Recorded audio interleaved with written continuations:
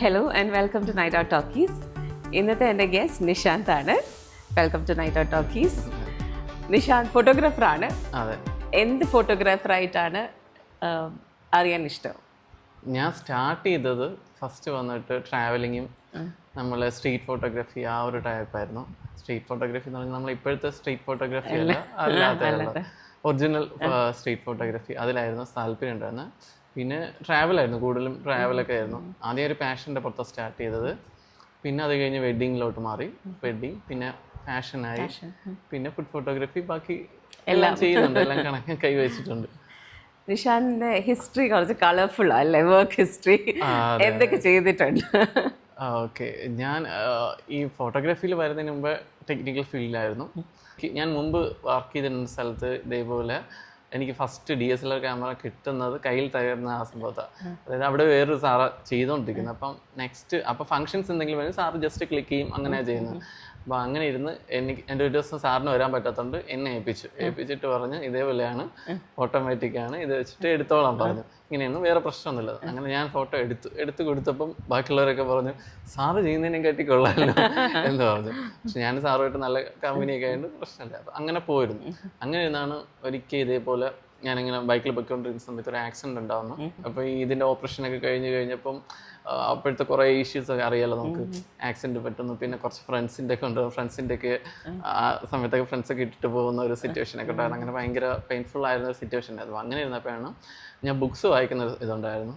അപ്പോൾ കൂടുതലും ഈ ഇങ്ങനെ ട്രാവലിൻ്റെ ഒക്കെ വായിച്ച് വരുന്ന സമയത്താണ് NN നസീർ എന്നൊരു പുള്ളിക്കാരുണ്ട്, നമ്മുടെ വൈൽഡ് ലൈഫ് ഫോട്ടോഗ്രാഫിയൊക്കെ ചെയ്യുന്നത്. അപ്പോൾ പുള്ളിക്കാരൻ്റെ ഒരു ബുക്സ് ട്രാവലിൻ്റെ ഇത് മാതൃഭൂമിയിൽ വരുമായിരുന്നു. അപ്പോൾ അത് കണ്ട് അത് വായിച്ചപ്പോൾ കുറച്ച് ഇൻസ്പിറേഷനൊക്കെ ഉണ്ടായിരുന്നു. അത് കഴിഞ്ഞ് പുള്ളിയുടെ ഒരു ബുക്സ് ഉണ്ടായിരുന്നു. ബുക്സും വായിച്ച് കഴിഞ്ഞ് അങ്ങനെ ഇരിക്കുകയായിരുന്നു. അങ്ങനെ ഞാൻ കയ്യിൽ പ്ലാസ്റ്ററൊക്കെ ഇട്ടിട്ട് ഇരിക്കുകയായിരുന്നു. അങ്ങനെ എൻ്റെ ഫ്രണ്ടും കൂടെ ആയിട്ട് എൻ്റെ ഹോസ്പിറ്റലിൽ നിന്ന് പോയിട്ട് തിരിച്ചിങ്ങനെ വരുന്ന സമയത്താണ് ഇവിടെ ഒരു ഇത് കണ്ടായിരുന്നു, ഇങ്ങനെ ഫോട്ടോഗ്രാഫി കോഴ്സസ് പഠിക്കുന്നതിന് വേണ്ടിയിട്ട്. ഞാൻ പിന്നെ അപ്പം തന്നെ തോന്നിയിട്ട് നേരെ പോയി അവിടെ ചെന്ന് ഇത് ചെയ്തിട്ട് വന്ന് ഇതുള്ള ക്ലാസ്സിന് പോയി. അങ്ങനെ ബേസിക് ക്ലാസ് ചെയ്തു ഫോട്ടോഗ്രാഫി. ബേസിക് ക്ലാസ് ആണെങ്കിലും അവിടെ സാറിൻ്റെ അടുത്ത് എപ്പോഴും ഡൗട്ട്സ് ചോദിക്കാനൊക്കെ ഏകദേശം ഫുൾ ടൈം പോകുമായിരുന്നു. അങ്ങനെ സ്റ്റാർട്ട് ചെയ്തതാണ്. അങ്ങനെ പിന്നെ പാഷനായി. പിന്നെ ട്രാവൽ ചെയ്യും, യാത്രയൊക്കെ ഇതുപോലെ 2 മണിയൊക്കെ ആകുമ്പം നമുക്ക് മനസ്സിലിങ്ങനെ ഇതിനോടൊരു ഭയങ്കര ഇതാവുമ്പോഴും നമുക്ക് പോകണമൊക്കെ തോന്നും, ഫോട്ടോ എടുക്കണം തോന്നും, ഇന്ന ഫോട്ടോ എടുക്കണം എന്ന് പറയുമ്പോൾ നേരെ ബൈക്ക് എടുത്തിട്ട് രാവിലെ 3 മണിയൊക്കെ ആകുമ്പോൾ പോകുമായിരുന്നു. അങ്ങനത്തെ ഒരു ലെവലിൽ നിൽക്കുകയായിരുന്നു. പിന്നെ അത് കഴിഞ്ഞിട്ടാണ് സാറ് തന്നെ പറഞ്ഞു, നീ ഇങ്ങനെ പോകരുത്, ജസ്റ്റ് നീ ഇപ്പോൾ പാഷനാണെങ്കിൽ ഇതിൽ ഫുൾ പ്രൊഫഷനായിട്ട് എടുക്കാൻ പറഞ്ഞു. അങ്ങനെയാണ് ഞാൻ പിന്നെ വെഡ്ഡിങ്ങിൻ്റെ ഇതിലോട്ട് പതുക്കെ തിരിഞ്ഞ് വെഡ്ഡിങ് ചെയ്ത് തുടങ്ങി. ചെറുപ്പത്തിലൊരു പാഷൻ, ഐ മീൻ ഫോട്ടോഗ്രാഫി ഒരു പാഷൻ ആയിരുന്നോ എപ്പോഴെങ്കിലും? ഇല്ല, എന്തെങ്കിലും രീതിയിൽ ഇല്ല, ഒരു ടച്ചും ഇല്ലായിരുന്നു. അപ്പൊ ഈ DSLR കയ്യിൽ വന്നപ്പോഴാണ് DSLR വന്നു. അന്ന് എടുത്തിട്ടൊക്കെ പോയി. അപ്പോൾ എനിക്കും ഇഷ്ടപ്പെട്ടു, അത് കുറച്ച് ഇഷ്ടപ്പെട്ടു. പക്ഷെ ഞാൻ പറഞ്ഞല്ലേ, പിന്നെ ആ ആക്സിഡന്റ് പറ്റിയതിന് ശേഷം ബുക്സൊക്കെ വായിച്ച് തുടങ്ങി. അപ്പോൾ അതിനോടൊരു ഇത് മനസ്സിലാക്കി തുടങ്ങി എന്താണ്. പിന്നെ അതിനെക്കുറിച്ച് സെർച്ച് ചെയ്യാൻ തുടങ്ങി. പിന്നെ ലൈബ്രറിയിലൊക്കെ പോയി ഇതിൻ്റെ ഫോട്ടോഗ്രാഫിയുടെ മാഗസീൻസ് ഒക്കെ കിട്ടും, പിന്നെ ബുക്സ് കിട്ടും. ഇതൊക്കെ വായിച്ച് തുടങ്ങിയപ്പോൾ അങ്ങനെ ഒരു ഇത് കണക്ഷൻ ഉണ്ടായിരുന്നു. പിന്നെ അങ്ങനെ പെട്ടെന്നൊരു തോന്നി, എൻ്റെ ചില കാര്യങ്ങളൊക്കെ ഇങ്ങനെ പെട്ടെന്ന് വന്നിട്ട് അപ്പം അങ്ങനെ പെട്ടെന്ന് തോന്നിയിട്ട് ഞാൻ വണ്ടി നിർത്ത് എന്ന് പറഞ്ഞ് പോയി നേരെ അഡ്മിഷൻ എടുത്ത്. അങ്ങനെയാണ് ഫോട്ടോഗ്രാഫി. ഈ ട്രാവൽ ഫോട്ടോഗ്രാഫിയിലെ ഭാഗമായിട്ട് എവിടെയൊക്കെ പോയിട്ടുണ്ട്? ട്രാവൽ ഫോട്ടോഗ്രാഫി ആയിട്ട് വളരെ കൂടുതൽ ദൂരമൊന്നുമില്ല. ജസ്റ്റ് നമ്മളുടെ ആ സമയത്ത് ഫേസ്ബുക്കിലൊക്കെ കുറച്ച് ഫ്രണ്ട്സുകളുണ്ടായിരുന്നു, ഈ ട്രാവൽ ചെയ്യുന്നവരൊക്കെ ഉണ്ടായിരുന്നു. എക്സാമ്പിൾ ഹാക്കിംഗ് കൊക്കൂൾ എന്നൊക്കെ ഒരു ഫോട്ടോഗ്രാഫർ ഉണ്ടായിരുന്നു. അപ്പം ആ ചേട്ടനൊക്കെ ഇതുപോലെ ഗൾഫിലായിരിക്കുന്നു, അവരൊക്കെ തിരിച്ച് ഇവിടെയൊക്കെ വരുന്ന ആൾ വരുന്നു. നമ്മൾ ആ പുള്ളിയായിട്ടൊക്കെ പോകാറുണ്ട്. കൂടുതലൊക്കെ നമ്മൾ അടുത്ത പ്ലേസുകൾക്ക്. ഞാൻ സത്യം പറഞ്ഞു കഴിഞ്ഞാൽ ചെറുതായിട്ട് സ്റ്റാർട്ട് ചെയ്ത് നമ്മളെ പുഞ്ചക്കരിയില്ല. എന്നും രാവിലെ മോർണിംഗ് ആകുമ്പോൾ ഞാൻ ഒരു 6 o'clock ഒക്കെ ആകുമ്പോൾ ക്യാമറ എടുത്തിട്ട് നേരെ പോകും. കാരണം ആ സമയത്തൊക്കെ ഇതൊരു വട്ടുപോലെ ഫുൾ ഫാഷൻ്റെ സമയത്ത് എപ്പോഴും ക്യാമറ കൊണ്ടുണ്ടായി. അപ്പോൾ ഞാൻ രാവിലെ ആ സമയത്ത് പിന്നെ വേറെ ചെറിയ ജോബൊക്കെ എടുത്ത് തുടങ്ങിയ സമയത്തായിരുന്നെങ്കിൽ ഞാൻ ഇതേപോലെ എപ്പോഴും ക്യാമറ വെച്ചേക്കാം. അപ്പോൾ രാവിലെ മോർണിംഗ് പോയി ഇവിടെ ഉണ്ട് പുഞ്ചക്കരി മൊത്തം കറങ്ങി അവിടെ നിന്ന് എന്തെങ്കിലുമൊക്കെ എടുത്ത് അങ്ങനെയൊക്കെ നടക്കുമായിരുന്നു. അപ്പോൾ അതൊക്കെ അവിടെ ഇഷ്ടം പോലെ ഫ്രെയിംസ് ഉണ്ട്. അപ്പോൾ അതൊക്കെ എടുത്തതിന് ശേഷം തിരിച്ച് പിന്നെ ഓഫീസിൽ പോകും, പിന്നെ തിരിച്ചു വരും. അങ്ങനെയായിരുന്നു റൂട്ടീൻ ഉണ്ടായിരുന്നത്. അപ്പോൾ പിന്നെ ഏതെങ്കിലും സബ്ജക്ട് കാണുമ്പോൾ ഇന്നത് ചെയ്യണം, അങ്ങനെയാണ്. ഈ ഫോട്ടോസ് ഒക്കെ എന്ത് ചെയ്തു ആ സമയത്തൊക്കെ എന്ന് പറഞ്ഞു കഴിഞ്ഞാൽ കുറേയൊക്കെ ഞാൻ ഇത് ചെയ്തു. ഇൻസ്റ്റാഗ്രാമിൽ, ഫേസ്ബുക്കിൽ അങ്ങനെയൊക്കെ ഇട്ടിട്ടുണ്ട്. വേറെ ഒന്നും ചെയ്യില്ല. പിന്നെ ചിലതൊക്കെ കോമ്പറ്റീഷനിലൊക്കെ അയച്ചായിരുന്നു. ഇടയ്ക്ക് ഒരു കോമ്പറ്റീഷൻ അയച്ചപ്പോഴാണ് എനിക്ക് ഒരു ചേഞ്ചസ് വന്നത്. മീൻസ് റൂട്ട് ചേഞ്ച് ആയത്. എൻ്റെ സാറും ഞാൻ പറഞ്ഞില്ലേ നീ ഇങ്ങനെ ചെയ്യാതെ സീരിയസ് ആയിട്ട് എടുക്കാൻ പറഞ്ഞത്. കാരണം ആദ്യമൊക്കെ ഒരു പാഷൻ, നമുക്കൊരു ട്രാവൽ ആ ഒരു ഇതിലായിരുന്നു. അങ്ങനെ ഇരുന്നാണ് ഒരു പിക്സ് ഞാൻ എടുത്തിട്ട് ഇതേപോലെ ഒരു കോമ്പറ്റീഷൻ വെറുതെ അയച്ചതാണ്. അപ്പോൾ എല്ലാവരും എൻ്റെ അടുത്ത് ചേട്ടാ ഇത് അയക്കുക എന്നൊക്കെ പറഞ്ഞിട്ട് എടുത്ത് അയച്ചു കൊടുത്തപ്പോഴാണ് അതിൽ സെലക്റ്റഡ് ആയിട്ടുള്ള ടോപ്പ് 10 ഒരു ഇതിലോട്ട് വന്നു. ടോപ്പ് 10 എനിക്ക് തന്നെ അതിശയം ഈ പടം ഇങ്ങനെ ഒറിജിനലായിട്ട്. കാരണം ആ സമയത്ത് ഈ പിക്സ് ഞാൻ അയച്ചു കൊടുത്തപ്പോൾ അവിടെ നിന്ന് അവർ വിളിച്ചിട്ട് പറഞ്ഞു ഇതിൻ്റെ ഒറിജിനൽ റോ പിക്സ് അയക്കാൻ പറഞ്ഞു. അപ്പോൾ ഞാൻ പറഞ്ഞു ഓൾറെഡി ഞാൻ റോ പിക്സ് ആണ് അയച്ചത്. അപ്പോൾ കാരണം ആ സമയത്ത് എനിക്ക് എഡിറ്റിംഗ് ഒന്നും അറിയത്തില്ല. അപ്പോൾ അവർ പറഞ്ഞു അപ്പോൾ അവർക്കും ഡൗട്ടായി. അവസാനം ഒന്നും കൂടി അവർ ചെക്ക് ചെയ്തിട്ട് പറഞ്ഞു ഓക്കെ എന്ന് പറഞ്ഞു. പിന്നെ ടോപ്പ് 10 വന്നതിൻ്റെ പക്ഷെ അറിയാമല്ലോ നമ്മൾ ആ സമയത്ത് ആ കോമ്പറ്റീഷനൊക്കെ വൈൽഡ് ലൈഫ് ഫോട്ടോ എല്ലാം കിടിലങ്ങളായിട്ടുള്ള ഫോട്ടോഗ്രാഫേഴ്സാണ്. അപ്പോൾ അവര് ഇതിലൊക്കെ നിന്ന് അപ്പോൾ അതൊരു ഇൻസ്പിറേഷന് അതിൻ്റെ ഒരു സർട്ടിഫിക്കറ്റ്സ് ഒക്കെ വന്നിട്ടുണ്ടായിരുന്നു അവിടെ. അതെന്തായിരുന്നു ഫോട്ടോ? അത് ക്യാമറ അക്കാഡമിയുടെ ഒരു സംഭവം ഉണ്ടായിരുന്നു മുമ്പ് പണ്ട്. ഫോട്ടോ ഏതായിരുന്നു? ഫോട്ടോ എന്ന് പറഞ്ഞു കഴിഞ്ഞാൽ ഒരു പച്ച ഓന്തുണ്ട്. ആ ഓന്ത് ഒരു ഇതിനെ പിടിക്കാൻ വേണ്ടി ഒരു കാലിൽ ഇങ്ങനെ തൂങ്ങി കിടക്കുന്ന ഒരു സംഭവമാണ്. അത് ഞാൻ സത്യം പറഞ്ഞു കഴിഞ്ഞാൽ എൻ്റെ വീടിൻ്റെ ഫ്രണ്ടിലായിരുന്നു. നമുക്ക് ഇതിൻ്റെ ഇത് സ്റ്റാർട്ട് ചെയ്ത് കഴിയുമ്പോൾ ഒരു ഒബ്സർവേഷൻ ലെവൽ എന്നൊരു സംഭവം ഉണ്ടാവും. അതായത് നമ്മൾ അതുവരെ കാണാത്ത, നമ്മളെ വീട്ടിൻ്റെ അവിടെ തന്നെ കാണാത്ത പല കാര്യങ്ങളും നമുക്ക് അറിയാൻ പറ്റും.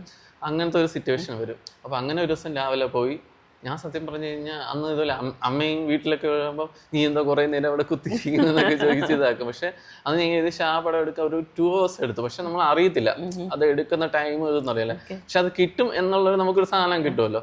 അങ്ങനെ പോയിരുന്നത്. അപ്പോൾ ആ ഒരു പടമൊക്കെ കിട്ടിയത്. പക്ഷെ അത് നല്ല ഇതായിരുന്നു. അപ്പോൾ എല്ലാവർക്കും ഭയങ്കര ആ പടമൊക്കെ കണ്ടിട്ട് എല്ലാവരും ഇൻസ്പിറേഷനൊക്കെ വന്നിട്ട് എല്ലാവരും എൻ്റെ അടുത്ത് പറയുന്നു എടാ നല്ലതായിരുന്നു, വളരെ നന്നായിരുന്നൊക്കെ. ഈ പ്രൊഫഷണലായിട്ട് ഫോട്ടോഗ്രാഫി എടുക്കാൻ വേണ്ടിയിട്ട് വെഡിങ് ഫോട്ടോഗ്രാഫി മാത്രം ഒരു ഓപ്ഷൻ ഉണ്ടായിരുന്നു. ഓപ്ഷൻ ആ സമയത്ത് അതെ. കാരണം അതും ഞാൻ പറഞ്ഞില്ല, അതും ഒരു പെട്ടെന്ന് ഒരു ഇതായിരുന്നു. ഒരു വെഡിങ് കമ്മിയിലോട്ട് പെട്ടെന്ന് ഇതേപോലെ പോയിട്ട് അപ്പോൾ എനിക്കൊരു ഇതുണ്ടായിരുന്നു ഇതേപോലെ ഒരു എക്സ്പീരിയൻസ് ഉള്ള ഒരാളുടെ കൂടെ ഒക്കെ നിൽക്കണം എന്നൊക്കെ പറഞ്ഞിട്ട്. പക്ഷെ അങ്ങനെ അധികം കിട്ടത്തുന്നില്ല ആ ഒരു ടൈമിലേക്ക്. ഇപ്പോഴത്തേക്ക് ഇഷ്ടംപോലെ ഫോട്ടോഗ്രാഫേഴ്സ് ഉണ്ട്, നമുക്ക് അസിസ്റ്റന്റ് ആയിട്ടൊക്കെ പോകാൻ വേണ്ടിയുള്ള ഇതുണ്ടായിരുന്നു. പിന്നെ പോയി പഠിച്ചിട്ടാണ് പിന്നെ വേറൊരു കമ്പനിയിൽ കയറിയിട്ട് അങ്ങനെ ചെയ്തത്. വെഡിങ് ഫോട്ടോഗ്രാഫി ഇഷ്ടമായിരുന്നോ? വെഡിങ് ഫോട്ടോഗ്രാഫി നമുക്ക് സ്റ്റാർട്ടിങ്ങിലൊക്കെ ഒരു ഇതുണ്ടായിരുന്നു. മീൻസ് എങ്ങനെയാണ് ഇതെന്ന് അറിയത്തില്ലല്ലോ. പിന്നെ നമ്മൾ എടുത്തു തുടങ്ങിയതോടെ നമ്മൾ അതിലോട്ടങ്ങ് ഇൻവോൾവ് ആയി. പിന്നെ നമ്മൾ ആദ്യമൊക്കെ ഒരു ഇത് പഠിക്കുകയായിരുന്നല്ലോ. പിന്നെ അത് കഴിഞ്ഞ് നമ്മളത് ഇഷ്ടപ്പെട്ട് ചെയ്തു തുടങ്ങുന്ന അങ്ങനത്തെ ഇതായി. പിന്നെ ഫാഷൻ ഫോട്ടോഗ്രാഫിയിലേക്ക് എപ്പോഴായിരുന്നു തിരിഞ്ഞത്? ഫാഷൻ ഫോട്ടോഗ്രാഫിയിൽ തിരിഞ്ഞത് കോവിഡ് ആ ഒരു ടൈമിലായിരുന്നു. കാരണം ഫാഷൻ ഫോട്ടോഗ്രാഫി ഇവിടെ വന്നൊക്കെ കാരണം നമുക്ക് ഈ കോവിഡ് സമയത്തായപ്പോൾ വേറെ ഒരു പരിപാടിയില്ല, ഫങ്ഷൻസുകളും എല്ലാം ഭയങ്കര കുറവായിരുന്ന സമയത്തായിരുന്നു. അപ്പോൾ നമുക്കൊരു സാധനം ഉണ്ടാവും. മീൻസ് നമുക്ക് മനസ്സിൽ ചില ഫ്രെയിംസുകൾ ചിലപ്പോൾ അല്ലെങ്കിൽ ഇങ്ങനത്തെ ഒരു പിക്ക് എടുക്കണം അല്ലെങ്കിൽ ഇങ്ങനെ ചെയ്യണം എന്നൊക്കെ താല്പര്യം ഉണ്ടാകുമ്പോൾ നമ്മൾ അങ്ങനെ ഇരുന്ന സമയമാണ് എൻ്റെ ഒരു ഫ്രണ്ട് ഇതുപോലെയാണ് എടാ നീ ഇങ്ങനെ ഫാഷൻ്റെ ഒക്കെ ചെയ്ത് നോക്ക്, ഇതേപോലെ ഫ്രണ്ട്സ് ഇതൊക്കെ ഉണ്ട്, അല്ലെങ്കിൽ ഫാഷൻ അവൻ ഒരു ഇതൊക്കെ ആയിരുന്നു, ഏതാണ് മോഡലിങ്ങും അങ്ങനെയൊക്കെ ചെയ്യുന്നൊക്കെയാണ്. അപ്പോൾ അങ്ങനെ ഇരുന്നിട്ടാണ് ഒരു ദിവസം അപ്പോൾ ഈ ലൈറ്റിനെ കുറിച്ച് കൂടുതൽ പഠിക്കാനൊക്കെ ഒരു താല്പര്യം വന്ന സമയത്താണ് അതിനെക്കുറിച്ച് പഠിച്ചുകൊണ്ടിരിക്കുമ്പോഴാണ് ഈ മോഡലിംഗ്, പോർട്രേറ്റ്സ് അതിൻ്റെ ഇതിലോട്ടൊക്കെ കൺവേർട്ടായിട്ട് അതിലോട്ടും കൂടെ ചെയ്യാവുന്നത്. അങ്ങനെയാണ് അതിലെ ഫാഷനിലോട്ട് കണക്റ്റഡ് ആവുന്നത്. ഇപ്പം എന്താണ് ഏറ്റവും കൂടുതൽ ചെയ്യാൻ ഇഷ്ടം? ഇപ്പോൾ ഏറ്റവും കൂടുതൽ ചെയ്യാൻ താല്പര്യം എന്ന് പറഞ്ഞാൽ നമുക്ക് സ്ട്രീറ്റ് ഒക്കെ ചെയ്യാൻ ഭയങ്കര താല്പര്യമാണ്. പിന്നെ ഇതേപോലെ ഫാഷൻ്റെ തന്നെ ഹൈ എൻഡ് ഫാഷൻസ് ആ ലെവലിലൊക്കെ ചെയ്യാനാണ് ഭയങ്കര താല്പര്യമുള്ളത്. പിന്നെ നമുക്ക് എപ്പോഴും അതൊരു നടക്കണമെന്നില്ല. ഇപ്പോൾ വെഡിങ് ഫോട്ടോഗ്രാഫി ആയാലും ഫാഷൻ ഫോട്ടോഗ്രാഫി ആയാലും ഇപ്പോൾ ചില സമയങ്ങളിൽ മാത്രമേ നമ്മൾ വിചാരിക്കുന്ന പോലെ നടക്കുള്ളൂ. ഉദാഹരണത്തിന് നമ്മളെ വെഡിങ് ഫോട്ടോഗ്രാഫിയിൽ നമ്മളിപ്പോൾ വിചാരിക്കുകയാണ് ഇന്ന ടൈപ്പിലുള്ള ഒരു ഫോട്ടോസ് എടുക്കണം എന്ന് പറഞ്ഞാൽ നമുക്ക് ഒരിക്കലും ഇത് ചെയ്യാൻ പറ്റത്തില്ല, സ്ക്രിപ്റ്റ് ചെയ്യാൻ പറ്റത്തില്ല. കാരണം ആ സമയത്ത് അവിടെ എന്താ നടക്കുന്നത് അതായിരിക്കും നമുക്ക് എടുക്കാൻ പറ്റുന്നത്. അതിലെ എക്സ്പീരിയൻസസ് ഒക്കെ എങ്ങനെയായിരുന്നു ഈ വെഡിങ് ഫോട്ടോഗ്രാഫീൻ്റെ? ആദ്യമൊക്കെ എല്ലാം പോസ്റ്റ് ചെയ്തിട്ടായിരുന്നല്ലോ എല്ലാവരും ചെയ്തോണ്ടിരുന്നത്. ഇപ്പം കൂടുതലും കാൻഡിഡ് ഫോട്ടോഗ്രാഫി, എനിക്ക് തോന്നുന്നു ഒരു കാൻഡിഡ് ഫോട്ടോഗ്രാഫറെ തന്നെ ഇപ്പം വെക്കാറുണ്ടല്ലോ. അപ്പൊ ആ ഒരു വ്യത്യാസം ഫീൽ ചെയ്തിട്ടുണ്ടോ ഈ കരിയർ ഇതില്? പക്ഷെ മുമ്പ് ഇതുണ്ടായിരുന്നു, കാൻഡിഡ് ഫോട്ടോഗ്രാഫി ഉണ്ടായിരുന്നു, ഞാൻ കയറുന്ന സമയത്തെ ഉണ്ടായിരുന്നു. പക്ഷെ വേറൊരു ആൾക്കാർ കൂടുതലും മനസ്സിലാക്കി തുടങ്ങിയത് ഈ കുറച്ചു കാലത്തിന് ഈ കോവിഡിനൊക്കെ ശേഷമാണ് കൂടുതലും. കാരണം ആൾക്കാർ ചോദിക്കും നമുക്ക് കാൻഡിഡ് ആയിട്ടുള്ള സംഭവം വേണമെന്ന്. കാരണം ഇപ്പോൾ പണ്ടത്തെ പോലെയല്ല, ഓരോ കസ്റ്റമേഴ്സും ഡിഫറെൻ്റ് ആയിരിക്കും. ചിലവർക്ക് എന്ന് പറഞ്ഞാൽ നല്ല രീതിയിൽ പ്രോസസ്സ് ചെയ്തിട്ടുള്ളതായിരിക്കണം, ചിലവർക്ക് അങ്ങനെയല്ല, പ്രോസസ്സ് ഒന്നും ചെയ്യേണ്ട, നമ്മളൊരു നാച്ചുറൽ സാധനം. ഇപ്പോൾ ചിലവർ തന്നെ പറയും നമ്മൾ ചുമ്മാ പോകുമ്പോൾ അങ്ങ് എടുത്താൽ മതി എന്നുള്ള രീതിയിലായിരിക്കും. കാരണം അവരുടെ മനസ്സിലെന്ന് പറഞ്ഞാൽ ഇതിലെ പ്രശ്നം എന്ന് പറഞ്ഞു കഴിഞ്ഞാൽ ചിലവർക്ക് പോസ് ചെയ്യാൻ ഭയങ്കര പേടിയായിരിക്കും. നമ്മൾ ചില കസ്റ്റമേഴ്സ് ഉണ്ടായിരിക്കും ചിലവർ നമ്മളടുത്ത് നേരിട്ട് പറയും. കാരണം ഇപ്പം ഞാൻ എൻ്റെ കസ്റ്റമേഴ്സൊക്കെ ആകുമ്പോൾ ഞാൻ ഓൾറെഡി സംസാരിക്കും അവരടുത്ത്, എങ്ങനെയാണ് നിങ്ങൾ എന്താ ഉദ്ദേശിക്കുന്നത്, മീൻസ് എന്തൊക്കെയാണ് നിങ്ങളുടെ റിക്വയർമെൻറ്റ്സ് എന്ന് ഓൾറെഡി ചോദിക്കും. പിന്നെ കാരണം ഇപ്പം ഞാൻ തന്നെ ഉദാഹരണത്തിന് വെഡ്ഡിങ്ങിൻ്റെ ഡേയ്സിൻ്റെ അന്ന് എപ്പോഴാണ് മേക്കപ്പ് കഴിഞ്ഞ് ഇറങ്ങുന്നത്, എത്ര മണിക്കാണ് നിങ്ങൾക്ക് വീട്ടിൽ നിന്ന് ഇറങ്ങുന്നത്, പിന്നെ എത്ര മണിക്കൊക്കെ ഇട്ട്, ഇതെല്ലാം ഡീറ്റെയിൽസ് ചോദിക്കാം. എന്നിട്ട് നമ്മൾ പറയും നിങ്ങൾക്ക് ഈ ഒരു ടൈമിംഗ് നിങ്ങൾക്ക് കാൽക്കുലേറ്റ് ചെയ്ത് നമുക്ക് അറേഞ്ച് ചെയ്യാൻ പറ്റുമെങ്കിൽ അത്രയും നല്ല. കാരണം നിങ്ങൾ മേക്കപ്പ് കഴിഞ്ഞിട്ട് വന്നു കഴിഞ്ഞാൽ ഒരു 1.5 hour കിട്ടുകയാണെങ്കിൽ നമുക്ക് നല്ല രീതിയിൽ പിക്സ് എടുക്കാം. പക്ഷെ അതിനുള്ള സമയം ഇല്ലെങ്കിൽ നിങ്ങൾ അതിനനുസരിച്ച് അറേഞ്ച് ചെയ്യേണ്ടി വരും എന്നുള്ള രീതിയിൽ പറയും. മാക്സിമം നോക്കി കിട്ടും. കാരണം നമുക്ക് അവർക്ക് ഒരു കുറ്റം പറയാൻ പറ്റില്ല. കാരണം ചിലപ്പോൾ അവർ മേക്കപ്പ് കഴിഞ്ഞ് എത്തിയിട്ട് ഉടനെ പോകേണ്ട സിറ്റുവേഷൻ ഉണ്ടായിരിക്കും. ചിലപ്പോൾ ലോങ് ഡ്രൈവ് പോകേണ്ട അങ്ങനത്തെ സിറ്റുവേഷൻ ഒക്കെ ഉണ്ടാവും. അപ്പോൾ അതൊക്കെ ഓൾറെഡി കസ്റ്റമറായിട്ട് ഒരു സംസാരിക്കും. നമ്മൾ നേരിട്ട് സംസാരിച്ച് ഒരു ഡീറ്റെയിൽസ് നോക്കിയിട്ടായിരിക്കും ചെയ്യുന്നത്. കാരണം അപ്പോഴാണ് ഒരു പ്രശ്നം വരുന്നത്. ചിലവർക്ക് നല്ല ടൈം കിട്ടും, പക്ഷെ ടൈം കിട്ടുമെങ്കിലും എന്താ പറയാ, അവർക്ക് ആ ഒരു ആംബിയൻസിലുള്ള സ്ഥലമോ വേറെ ഒന്നും കാണത്തില്ല. അങ്ങനത്തെ പ്രശ്നം ഉണ്ടാവും. പക്ഷെ ചിലവർക്ക് ഇതേപോലെ സമയം ഇതെല്ലാം ഒരു പ്ലാൻ ചെയ്യും. ചിലവർ ഓൾറെഡി പറയും നിങ്ങൾക്ക് ഇത്ര ടൈമിനുള്ളിൽ ഇത് ചെയ്യാൻ പറ്റുമല്ലോ എന്ന് ചോദിക്കും. ഓക്കെ എന്ന് പറയും. ആ സമയത്താണ് നമുക്ക് കൂടുതൽ ക്രിയേറ്റീവായിട്ടുള്ള കാര്യങ്ങൾ ചെയ്യാൻ പറ്റുന്നത്. ഇപ്പോൾ ചിലയിടത്തെന്ന് പറഞ്ഞു കഴിഞ്ഞാൽ നല്ല ആംബിയൻസും ഉണ്ടായിരിക്കും, നല്ല ഇതുമായിരിക്കും. പക്ഷെ ക്ലയൻസിന് അത് താല്പര്യം ഉണ്ടായിരിക്കില്ല, കുറച്ച് പിക്സ് മതി എന്നുള്ള രീതിയിൽ പറയാറുണ്ട്. പക്ഷെ ചിലവർക്ക് അങ്ങനെയല്ല, പടം എടുക്കണമെന്ന് താല്പര്യമുണ്ട്. അപ്പൊ അതിലാണ് കൂടുതൽ നമുക്ക് കിട്ടുന്നത്, അവസരം കിട്ടുന്നത്. നമുക്ക് കൂടുതൽ ക്രിയേറ്റിവിറ്റി ആയിട്ട് ചെയ്യുന്നത്. കാരണം ഇപ്പോൾ ഉള്ള വെഡിങ്ങിലൊക്കെ മിക്കവാറും ഇത് വരുന്നതെന്ന് പറഞ്ഞു കഴിഞ്ഞാൽ നമ്മൾ അവൈലബിൾ ലൈറ്റ് മാത്രമായിരിക്കണം. കാരണം എന്ന് പറഞ്ഞു കഴിഞ്ഞാൽ ആ സിറ്റുവേഷനിൽ എന്താ കിട്ടുന്ന അത് മാത്രമാണ് എടുക്കാൻ പറ്റുന്നത്, വേറെ ഒന്നും എടുക്കാൻ പറ്റുന്നില്ല. ബാക്കി കാരണം ഈ ലൈറ്റിംഗ് യൂസ് ചെയ്തുള്ള സംഭവം ഇപ്പൊ വളരെ കുറവാണ്. അതെ. ഇപ്പൊ നമുക്ക് ലൈറ്റിംഗ് നല്ല രീതിയിൽ യൂസ് ചെയ്യാൻ പറ്റുന്നതാണ്. പക്ഷെ അതിനുള്ള ടൈം ഇല്ലാത്തത് കൊണ്ട് അത് കിട്ടത്തില്ല. അങ്ങനെ ഒരു ഇഷ്യൂ ഉണ്ട്. ഈ അൺഎക്സ്പെക്റ്റഡ് ആയിട്ട് പഠിക്കേണ്ട ഒരു സ്കിൽ എന്താണ് ഈ വെഡിങ് ഫോട്ടോഗ്രാഫിയിൽ വന്നിട്ട്? അങ്ങനത്തെ അല്ല. ഇപ്പൊ വെഡിങ്ങിന്റെ ഒരു കാര്യം എന്ന് പറഞ്ഞു കഴിഞ്ഞാൽ നമുക്കൊരു റീടേക്ക് ഇല്ലാത്തൊരു സംഭവമാണ്. ഫങ്ഷൻസ് മൊത്തം റീടേക്ക് ഭയങ്കര കുറവാണ്. കാരണം ഒരു സംഭവം നടന്നു കഴിഞ്ഞാൽ അപ്പം എടുത്തോണം, അതിനുശേഷം നമുക്കൊരു റീടേക്ക് എന്നൊരു സംഭവമില്ല.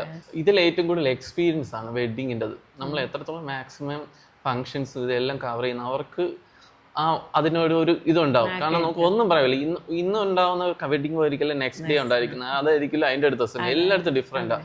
കാരണം നമ്മൾ ഓരോ ജില്ലയിൽ പോകുന്നു, ഓരോ സ്റ്റേറ്റിൽ പോകുന്നു, എല്ലാവരുടെയും കൾച്ചേഴ്സും എല്ലാം ചേഞ്ചസ് ആണ്. ഓരോരുത്തർ പല ടൈപ്പുള്ള ആൾക്കാരായിരിക്കും. അപ്പം പലർക്കും പല അഭിപ്രായങ്ങളായിരിക്കും.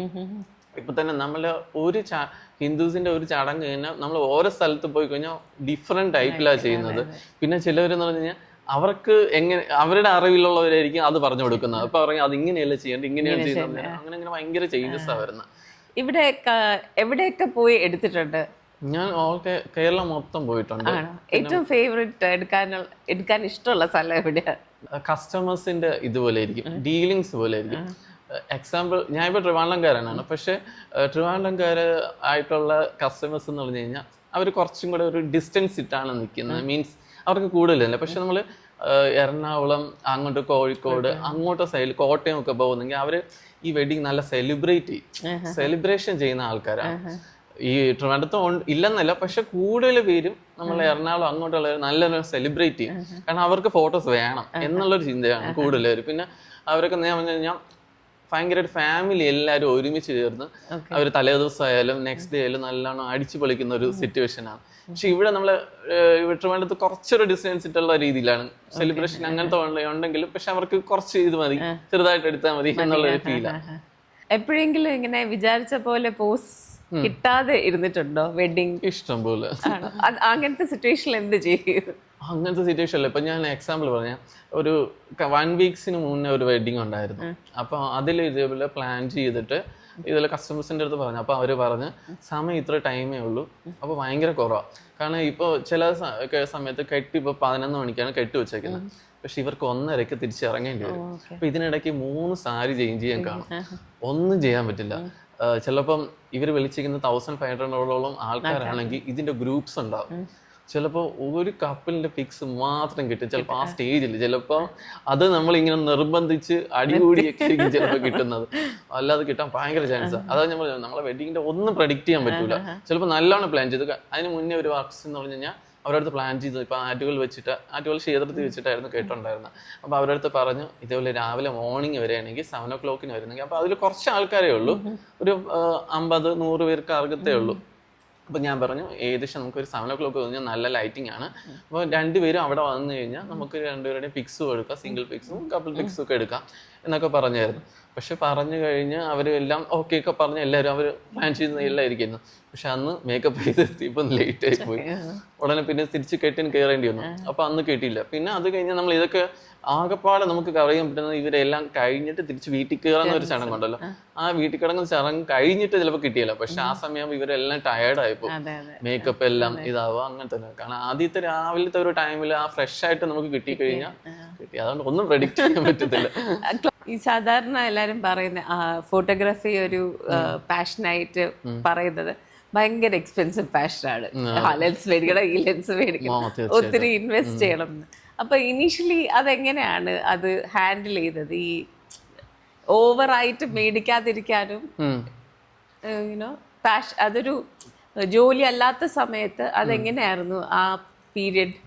ജോലി അല്ലാത്ത സമയത്ത് അത് ഇപ്പം ഞാൻ നമ്മളുടെ ഫീൽഡിന്റെ കാര്യം പറയാം.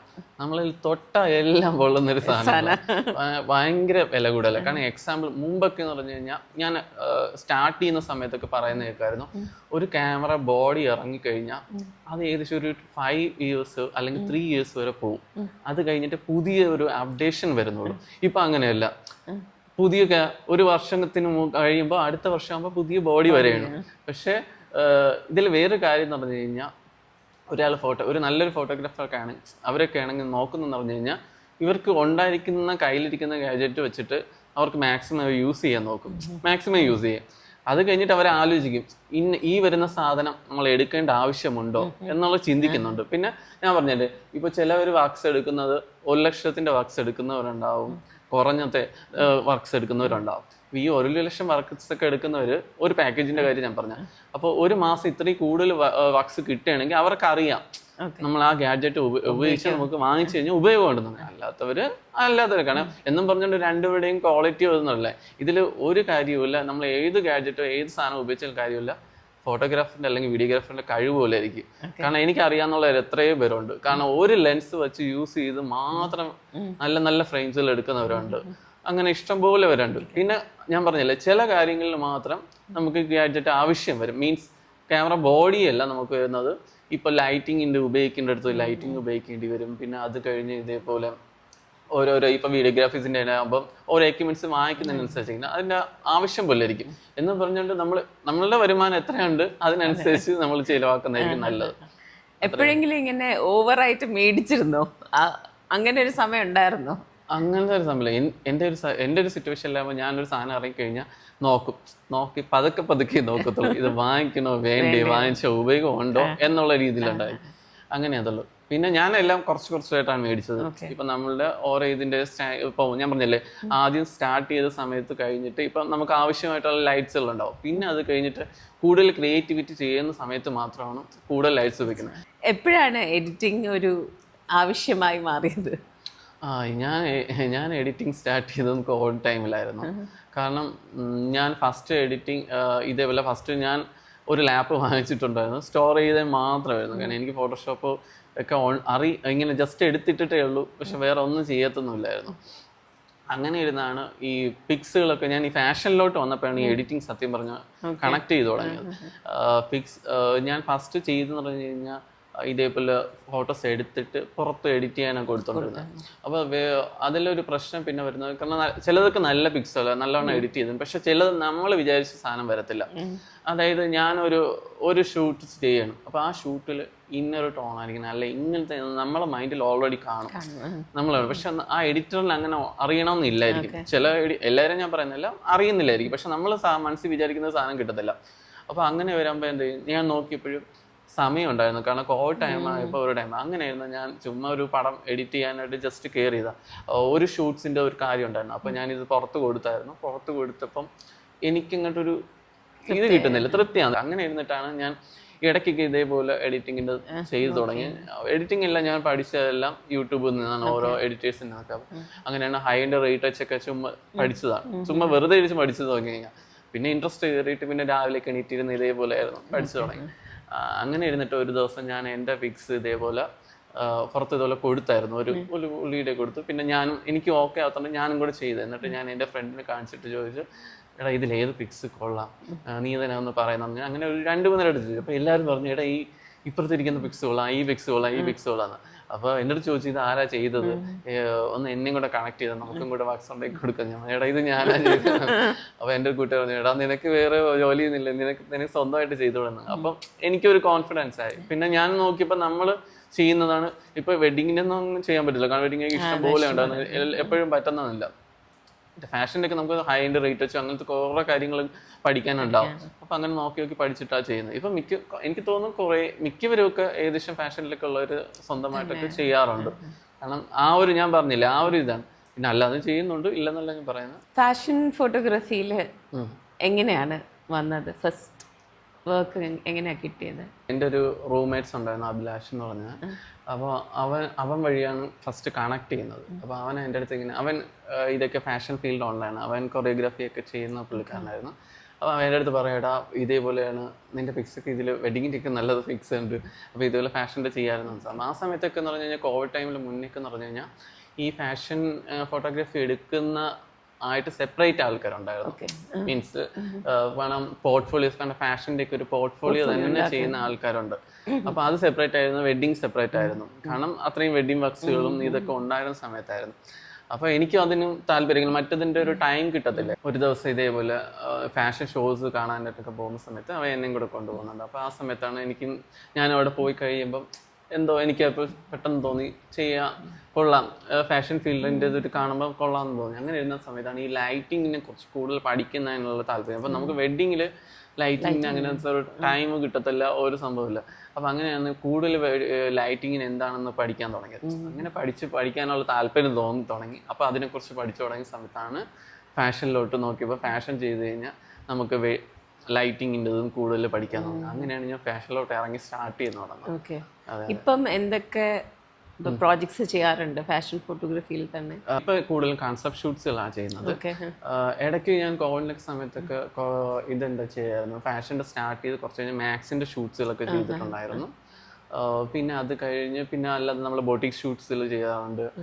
എപ്പോഴാണ് സോഷ്യൽ മീഡിയയിലേക്കുള്ള FB വഴിയാണ് ഫസ്റ്റ് സ്റ്റാർട്ട് ചെയ്യുന്നത്. അപ്പോൾ ഫസ്റ്റ് ഞാൻ ഈ ഫോട്ടോഗ്രാഫി പഠിക്കുന്ന സമയത്തെ ആണ് തുടങ്ങുന്നത് സത്യം പറഞ്ഞു കഴിഞ്ഞാൽ. അപ്പോൾ എനിക്കെന്ന് പറഞ്ഞു കഴിഞ്ഞാൽ ഞാൻ എടുക്കുന്ന പടത്തിൽ എന്തെങ്കിലും കറക്ഷൻസോ അല്ലെങ്കിൽ എന്തെങ്കിലും ഇതുണ്ടെങ്കിൽ മനസ്സിലാക്കാൻ വേണ്ടിയിട്ടാണ് ഞാൻ പോസ്റ്റ് ചെയ്യുന്നത്. കാരണം ആ സമയത്തൊക്കെ ഒരു ഗ്രൂപ്പ്സ് ഒക്കെ ഉണ്ടായിരുന്നു, ഞാൻ ഇപ്പോഴും ഉണ്ടെന്ന് തോന്നുന്നു, ഞാൻ എടുത്ത ഫോട്ടോസ് എന്നൊക്കെ പറഞ്ഞ ഗ്രൂപ്പ്സിൽ. അപ്പോൾ അവിടെ എനിക്ക് കുറച്ച് ഫ്രണ്ട്സ് വന്നതൊക്കെ എല്ലാം അങ്ങത് വഴിയാണ്, അതെല്ലാം ഫോട്ടോഗ്രാഫീസ് എല്ലാം ചെയ്യുന്നത്. അപ്പം ഞാൻ എൻ്റെ പോസ്റ്റ് ഇതെല്ലാം ഫോട്ടോ ഇട്ടിട്ട് ഞാൻ പറയും എന്തെങ്കിലും കറക്ഷൻസ് ഉണ്ടെങ്കിൽ അല്ലെങ്കിൽ എന്തെങ്കിലും ടിപ്സ് ഉണ്ടെങ്കിൽ പറഞ്ഞു തരണം എന്ന് പറഞ്ഞിട്ടായിരുന്നു. അപ്പം എനിക്ക് കറക്റ്റ് ചെയ്യാൻ വേണ്ടി മാത്രമായിരുന്നു.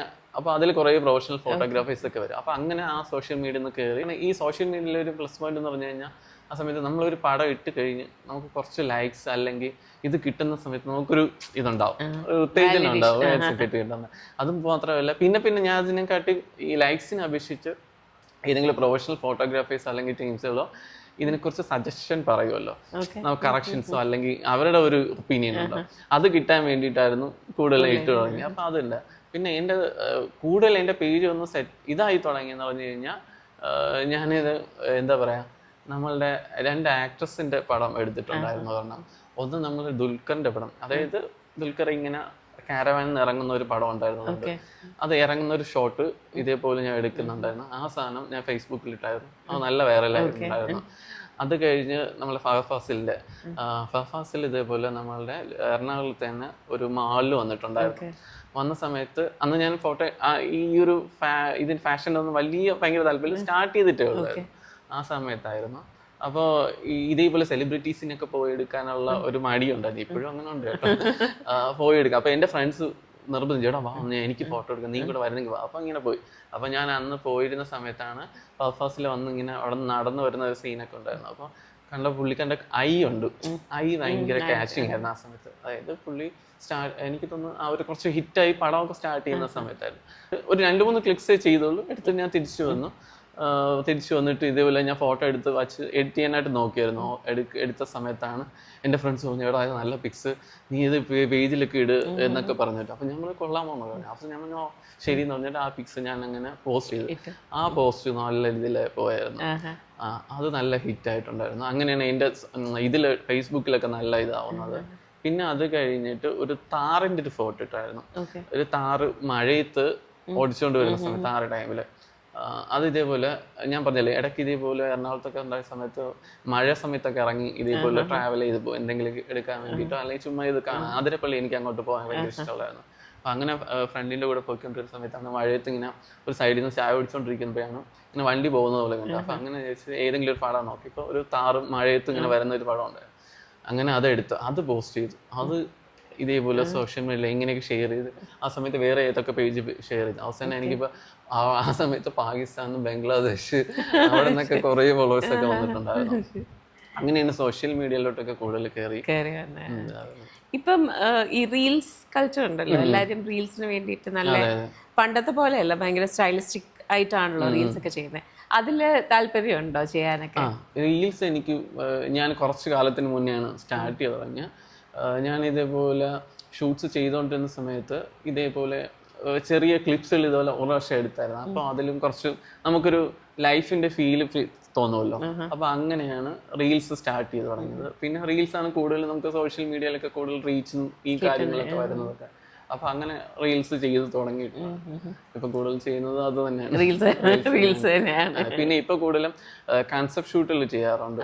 ഇപ്പൊ എന്തെങ്കിലും ഒരു കൺസെപ്റ്റ് വെച്ചിട്ട് അതിനനുസരിച്ച് കോസ്റ്റ്യൂമും ഇതൊക്കെ നോക്കിയിട്ട് അതിനനുസരിച്ച് പ്ലാൻ ചെയ്തിട്ടുണ്ട്. പിന്നെ നമ്മൾ പോർട്ട്ഫോളിയോ ഷൂട്ട്സുകൾ ചെയ്യുന്നുണ്ട്. ചിലവർക്ക് പോർട്ട്ഫോളിയോ പോലെ ഇങ്ങനെ ചെയ്യണം, എന്തെങ്കിലും കൺസെപ്റ്റ് ഉണ്ടോ എന്ന് ചോദിച്ചിട്ട് വരും, അങ്ങനെ വെച്ച് ചെയ്യുന്നത്. അപ്പൊ അങ്ങനെ ചെയ്യുന്നതാണ് ഇപ്പൊ, അങ്ങനെയാണ് ചെയ്യുന്നത്. മുമ്പ് ചെയ്യുമായിരുന്നു, ഇപ്പൊ അങ്ങനെയല്ല, എന്തെങ്കിലും കൺസെപ്റ്റ് വെച്ചിട്ട്. ഫോട്ടോഗ്രാഫിയില് ഭയങ്കര, നേരത്തെ നിഷാന്ത് പറഞ്ഞല്ലോ, എത്ര ലെൻസും എത്ര എക്യുപ്മെന്റ് ഉണ്ടെങ്കിലും ആ ഫ്രെയിമിംഗ് ആണ് ഇമ്പോർട്ടന്റ്. അപ്പൊ അത് പഠിക്കാൻ പറ്റുന്ന കാര്യമാണോ അതോ നാച്ചുറലി വരുന്ന ഒരു അത് നമുക്ക് പഠിക്കാൻ പറ്റുന്ന കാര്യം തന്നെയാണ്. അതായത് നമ്മളിപ്പോൾ ഇപ്പം നമ്മൾ ഫോട്ടോഗ്രാഫി എന്ന് പറഞ്ഞു കഴിഞ്ഞാൽ ലൈറ്റ്, ഫ്രെയിം, കോമ്പോസിഷൻ, ഇത് ഇത്രയും വേണം. അതാണ് ഒരു പടത്തിൻ്റെ ഒരു ലൈഫ് കൊടുക്കുന്നതും ഒരു അട്രാക്ഷൻ വരുന്ന സാധനങ്ങൾ. അത് നമുക്കതിൻ്റെ റൂൾസുകളെല്ലാം നമ്മൾ ഒരു ഫോട്ടോഗ്രാഫിയിൽ ഇറങ്ങുന്നുള്ള മസ്റ്റായിട്ടും അതിൻ്റെ ബേസിക്സ് എങ്കിലും പഠിച്ചിരിക്കണം. എന്നാലേ അവർക്ക് അതിൽ കൂടുതൽ ചെയ്യാൻ പറ്റുള്ളൂ. മനസ്സിലായല്ലേ? ഇപ്പോൾ കുറച്ച് ക്രിയേറ്റിവിറ്റി ആയിട്ടോ അല്ലെങ്കിൽ പ്രൊഫഷണൽ പരമായിട്ട് രീതിയിലോട്ട് മാറണമെങ്കിൽ നമ്മൾ ആ ബേസിക്സ് ഒക്കെ പഠിച്ചു വരുമ്പോൾ മാത്രമേ നമുക്ക് അതിലോട്ട് മാറാൻ പറ്റത്തുള്ളൂ. ഒരു സബ്ജക്റ്റ് എവിടെ പ്ലേസ് ചെയ്യണം, ആ സബ്ജക്റ്റിന് ആ സബ്ജക്റ്റിൽ അല്ലെങ്കിൽ നമ്മൾ ഫ്രെയിമിലുള്ള ഏതിനാണ് ഇമ്പോർട്ടൻറ്റ് കൊടുക്കുന്നതെങ്കിൽ നമ്മൾ ആ കോമ്പോസിഷനും ഫ്രെയിമിങ് പഠിച്ചിരുന്നാലേ അത് പറ്റത്തുള്ളൂ. പിന്നെ ബാക്കിയുള്ളതാണ് നമ്മൾ ലൈറ്റിങ് കാര്യങ്ങൾ. ലൈറ്റിംഗ് ഒക്കെ വരപ്പോഴാണ് നമ്മളുടെ പടത്തിന്റെ ഒരു ഡ്രാമാറ്റിക്സും ആ ഒരു ലുക്സിലോട്ടൊക്കെ മാറുന്നത്. ആരാണ് ഇൻസ്പിറേഷൻ നിഷാന്തിന്? ഇൻസ്പിറേഷൻ ചോദിച്ചു കഴിഞ്ഞ് കഴിഞ്ഞാൽ എനിക്ക് സെയിൽ സ്റ്റോങ് എന്ന് പറഞ്ഞൊരു പുള്ളിയാണ്, ഒരു കൊറിയൻ ഇതാണ്.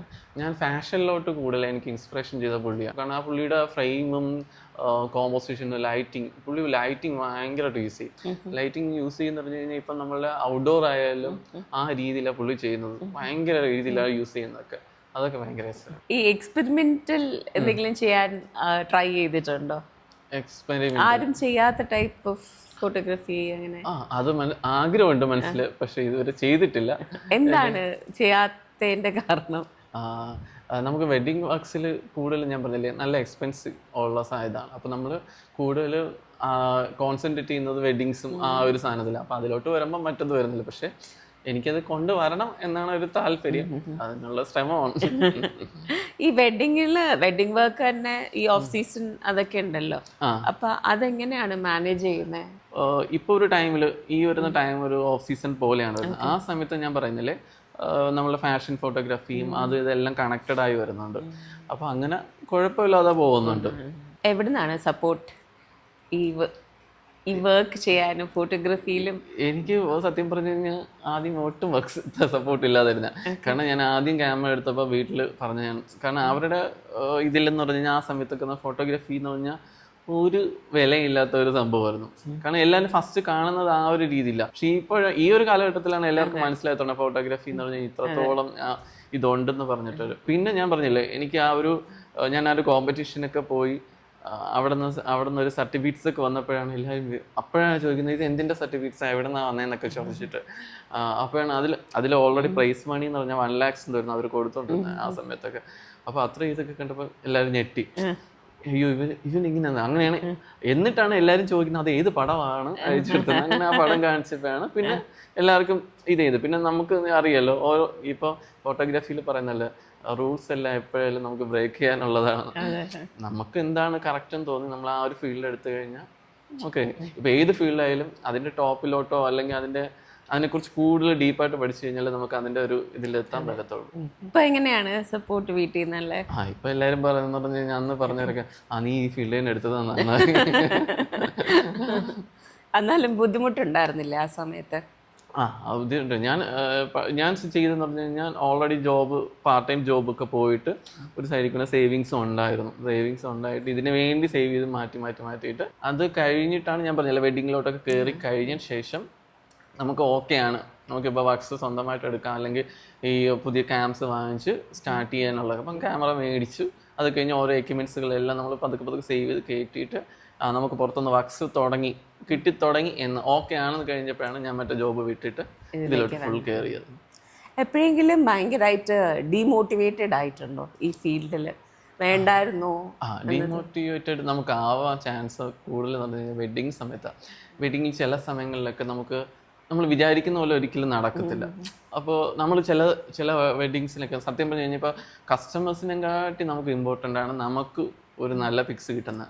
കാരണം നമുക്ക് ഈ വക്സ് കാണിച്ചിട്ടോ അല്ലെങ്കിൽ ആ ഫോട്ടോ കാണിച്ചിട്ടായിരിക്കും അടുത്ത വക്സ് എടുക്കാൻ പറ്റും. അപ്പോൾ നമ്മൾ ചില വക്സിനൊക്കെ പോകുന്ന സമയത്ത് നമ്മൾ വിചാരിക്കുന്ന ഒരിക്കലും ഇതേപോലെ കപ്പിൾ പിക്സുകളോ നമുക്ക് ആ ഒരു നമ്മളുടേതായിട്ടുള്ള ക്രിയേറ്റിവിറ്റോ നമ്മളൊരു ടച്ചോ നമുക്ക് അതിൽ കിട്ടത്തില്ല.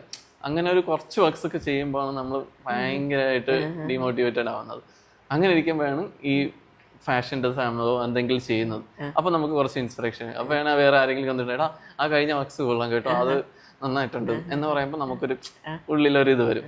അങ്ങനെ ചെയ്യാതെ എങ്ങനെയാണ് ക്രിയേറ്റീവ് ഇത് എപ്പോഴും ഫീഡ് ചെയ്യുന്നത്? എല്ലാ ക്രിയേറ്റീവ് എനർജി എന്താ നമ്മളെപ്പോഴും ഇങ്ങനെ കാണും, എന്തെങ്കിലുമൊക്കെ ഇൻസ്പിറേഷൻ വേണമല്ലോ നമുക്ക് എപ്പോഴും. നമ്മൾ കാണുന്നുണ്ട്. ഇപ്പം ഞാൻ എൻ്റെ ഒരു ഇതനുസരിച്ചിട്ട് നമ്മളെപ്പോഴും അപ്ഡേറ്റഡ് ആയിരിക്കണം, പുതിയ ഇതിനെക്കുറിച്ച് കൂടുതൽ അപ്ഡേറ്റഡ് ആയിരിക്കണം. പിന്നെന്ന് പറഞ്ഞു കഴിഞ്ഞാൽ നമുക്ക് ഈ നാച്ചുറലിൽ തന്നെ കൂടുതൽ കാര്യങ്ങൾ പഠിക്കാനും ഉണ്ടാവും. ഞാൻ ചില സമയങ്ങളിലൊക്കെ KSRTC ബസ്സിൽ പോകാറുണ്ട്. KSRTC ബസ്സിൻ്റെ സൈഡ് സീറ്റിൽ നമ്മൾ ഇരുന്നിട്ട് ഒരു പാട്ടൊക്കെ കേട്ടിട്ട് പോകുമ്പോഴായിരിക്കും നമുക്ക് ചിലപ്പോൾ ഇങ്ങനെ ഏതെങ്കിലും ഷൂട്ട്സിൻ്റെ കാര്യം ഇതെല്ലാം ആരെങ്കിലും പറഞ്ഞു അവിടെ ഇങ്ങനെ ഒരു ഷൂട്ട്സ് ചെയ്യണം എന്തെങ്കിലും കൺസെപ്റ്റ് ഉണ്ടെങ്കിലോ ചിലപ്പോൾ ആ ഒറ്റ ട്രാവലിലായിരിക്കും നമുക്ക് ഒരു സാധനം മനസ്സിൽ കിട്ടും. ട്രാവലായിരിക്കും ചിലപ്പോൾ നമ്മൾ ട്രാവൽ ചെയ്യും, ചിലപ്പോൾ എന്താ പറയുക ചില ബുക്സ് വായിക്കുന്ന സമയത്തായിരിക്കും. പക്ഷെ എനിക്ക് തോന്നുന്നു ഫോട്ടോഗ്രാഫേഴ്സൊക്കെ കൂടുതലും ഇതേപോലെ ബുക്സ് വായിക്കുന്നത് ഭയങ്കര ഉപയോഗമായിരിക്കും. നമ്മളുടെ കുറച്ചും കൂടെ ഒരു ക്രിയേറ്റിവിറ്റി ഇതൊക്കെ ഉണ്ടാവാനും അതായത് ഒരു ഇമാജിനേഷൻ എന്നുള്ള സാധനം ഡെവലപ്പ് ചെയ്യാൻ ബുക്സ് ഭയങ്കര ഇതാണ്. മുമ്പൊക്കെ ചെയ്യുന്നു.